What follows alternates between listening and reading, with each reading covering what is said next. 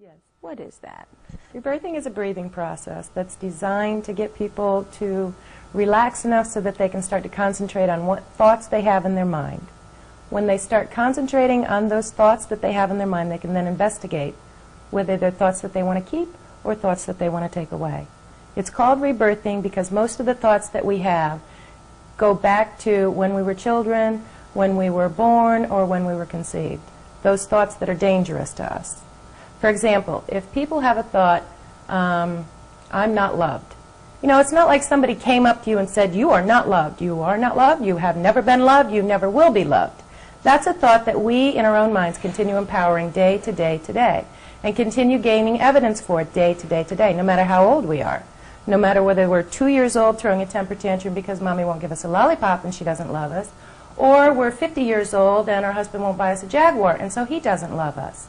It's a thought that continues day to day to day that we continue empowering. So when you lay down to breathe, rebirthing is a breathing process. And when you lay down to breathe, those thoughts become conscious. And you start investigating. We as the rebirther ask the person to start investigating. What is the thought? What is the decision? And how has it impacted your life? How has it carried through your life? Is it one that you want to keep or is it one that you want to discard?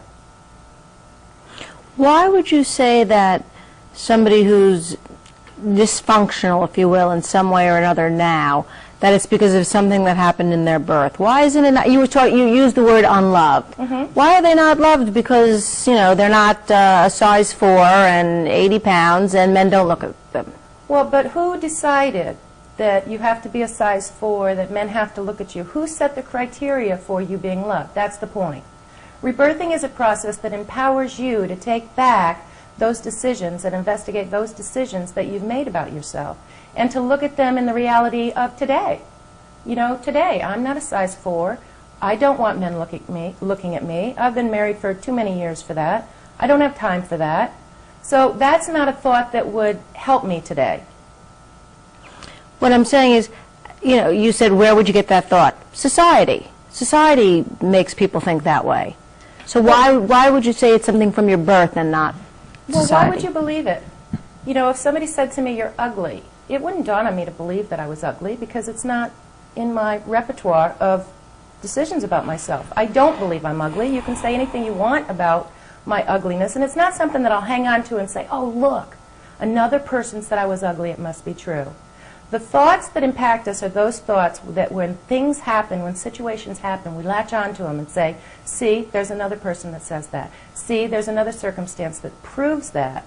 And instead of investigating what those thoughts are or what that power is that we give to that thought, we just go on saying, well, this is the way that it is and this is just the way that it is. And we can't do anything about it.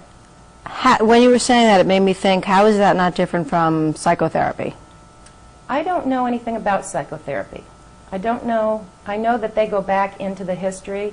The thing that we attempt to do is to empower people to watch their thoughts, change their thoughts, and use affirmations to change their thoughts. We ask people to go back and take responsibility for why that particular thought has power in our life. The breathing process brings up those thoughts. The breathing process also allows us to release those thoughts. So throughout the day, once I point out to someone, to a client who has said in their rebirthing, you know, one of the strong things that they got is I'm not loved. Once they know that they have made that decision and that it has an emotional impact on them, meaning they cry about it or they get angry about it or they're frustrated about it, they've done everything that they can in their power to change it, it hasn't changed, they don't know where it came from. Once I get them to start investigating how many times, how many of those 50,000 thoughts a day they have that include and empower, I'm not loved. Once you get people to start realizing that it's their decision and that they can change that decision, that's when their healing begins. Why does the breathing allow that?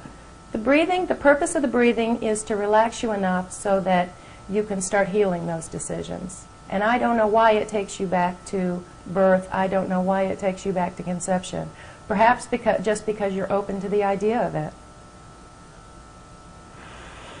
But is there something, you know, you had brought up something we were discussing off camera, which is the whole people don't breathe out. I mean, what is it intrinsic in that whole breathing thing that lets people relax and lets people open up and explore? Well, breath is life. You know, if you